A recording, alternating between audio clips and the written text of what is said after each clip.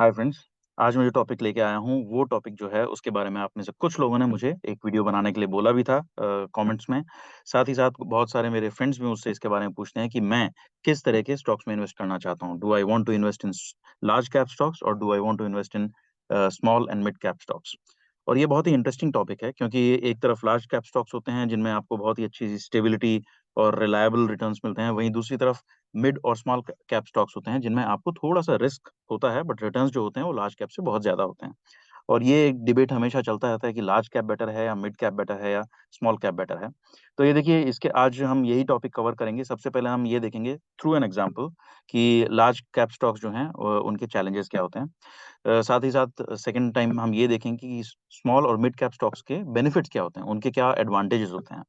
और क्या ऐसी सिचुएशंस हैं जिनमें आपको स्मॉल और मिड कैप स्टॉक से दूर रहना चाहिए?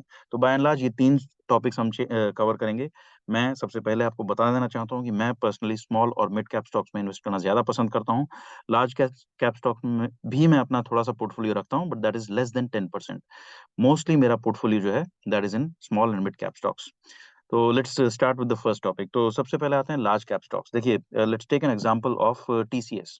टीसीएस का जो मार्केट कैपिटलाइज़ेशन आज वो 13 लाख करोड़ है और 13 लाख करोड़ जो है वो बहुत बड़ा अमाउंट है। आप सोच के देखिए 13 लाख करोड़ का मार्केट कैप लाने के लिए टीसीएस कहाँ से कहाँ तक आज आई है। From a few thousand employees to आज in hundreds of thousands of employees TCS पहुँच चुकी है और तब जाके 13 लाख करोड़ का उसका मार्केट कैप हुआ है।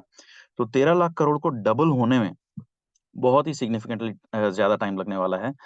टीसीएस अब तक पिछले 10 साल में 2 बार अपना मार्केट कैप डबल कर चुकी है और दोनों बार उसको लगभग 5 से साढ़े 5 साल लगे।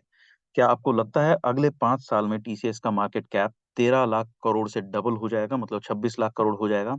देखिए, मुझे ये बहुत ही अनलाइकली लगता है बिकॉज़ इतने हाई नंबर ऑफ एम्प्लॉइज़ को हैंडल करना is not N easy task. जैसे-जैसे आपकी कंपनी का स्कोप बढ़ता जाता है, जैसे-जैसे आपकी कंपनी का साइज़ बढ़ता जाता है, कॉम्प्लेक्सिटीज़ बढ़ती जाती हैं। सो 13 लाख से 26 लाख करोड़ होना बहुत मुश्किल है।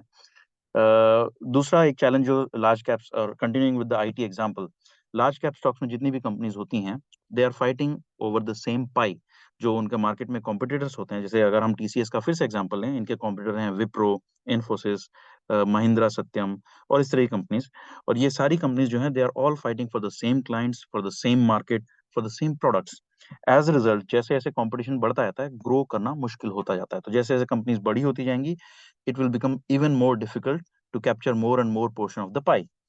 साथ ही साथ जब आप बड़े होते जाते हैं तो आपके ओवरहेड्स बढ़ते जाते हैं। सो अगेन टीसीएस जो है उसके बहुत सारे देशों में ऑफिसेज़ हैं। हर जगह उनको एक लीगल हेड, एक एचआर हेड, एक फाइनेंस हेड, अकाउंट्स और इस तरह के बहुत सारे फंक्शंस ऐड करते रहने पड़ते हैं। They are all overhead. वो उस कंपनी के रेवेन्यू में कोई एडिशन नहीं करते हैं, but they keep on adding to the overheads. अब मान के चलिए टीसीएस जो अगर यूएस में काम कर रही है, यूएस में उसके इतने सारे ऑफिसेज़ हैं। अगर वहाँ पे एक लीगल केस हो जाता है, उसका इम्प्लीकेशन पूरा टीसीएस के इंडिया तक आएगा। सो जिस जिस तरह से कंपनीज़ बड़ी होती जाती हैं, उनकी रिस्क और लायबिलिटीज़ भी बढ़ती जाती हैं। साथ ही साथ जो लीगल चैलेंजेज़ हैं, वो भी बढ़ते जाते हैं।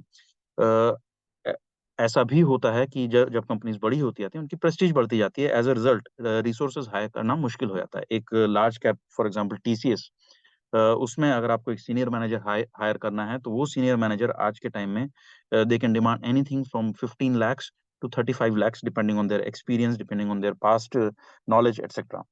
लेकिन वहीं पे अगर हम बात करते हैं स्मॉल और मिड कैप्स में, स्मॉल और मिड कैप्स में ये सारे चैलेंजेस नहीं होते हैं।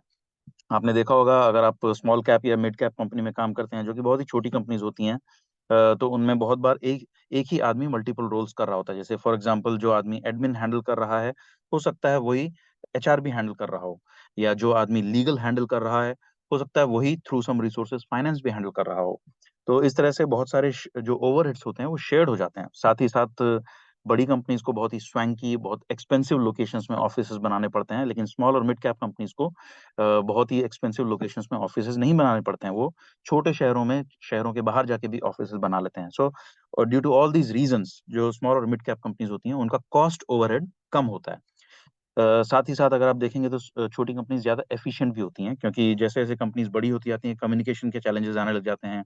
सब लोगों को सेम मैसेजिंग करना, सब लोगों को अलाइन करना मुश्किल होता जाता है। वहीं पे मिड कैप और स्मॉल कैप कंपनीज़ में ये चैलेंजेज़ नहीं होते हैं। तो इसीलिए एक और बहुत बड़ा जो रीज़न जो स्मॉल और मिड कैप कंपनीज़ में इन्वेस्ट करने का ये है कि इनमें टिपिकली चर्न कम होता है, लोग कम इनको छोड़ के जाते हैं। लार्ज कैप कंपनीज़ में चर्न ज़्यादा होता है क्योंकि लोग उनको छोड़ के कॉम्पिटिशन में जाना, कॉम्पिटिशन से इधर आना, इन सब चीज़ों के कारण चर्न सुनने में बहुत छोटा लगता है, लेकिन इमेजिन करिए अगर कोई एम्प्लॉयी आपकी कंपनी को छोड़ के चला जाता है, तो कितनी नॉलेज वो अपने साथ लेके जाता है। साथ ही साथ किसी नए एम्प्लॉयी को ट्रेन करने में ऑलमोस्ट 1.5 से 2 साल तो लग ही जाते हैं। सो वो एम्प्लॉयी एक तरह से आपके लिए कॉस्ट बन के काम कर रहा है फॉर 2 इयर्स।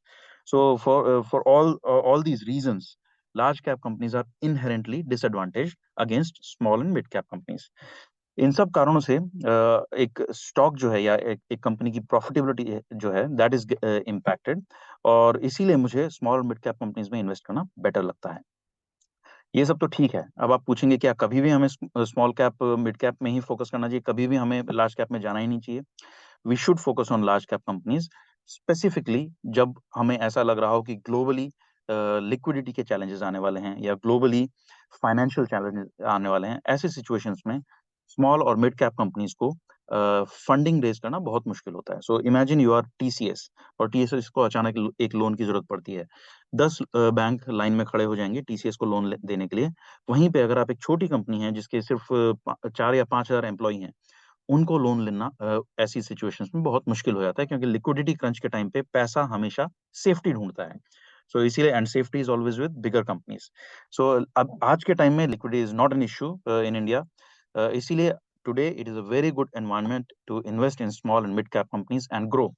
आपको एक स्मॉल कैप कंपनी जो है अगर उसका शेयर 100 पे चल रहा है, तो उसका चांस डबल होने का बहुत ज़्यादा होता है कंपेयर टू टीसीएस का डबल होने का, और it it also doubles much faster. अगर टीसीएस को डबल होने में 5 साल लग रहे हैं, तो एक स्मॉल कैप कंपनी या मिड कैप कंपनी को डबल होने में शायद 1 या 1.5 साल से लेके 2 साल तक लगते हैं। So typically I always go with small and mid cap companies, but the caveat is they should all be good, respectable, and reliable companies.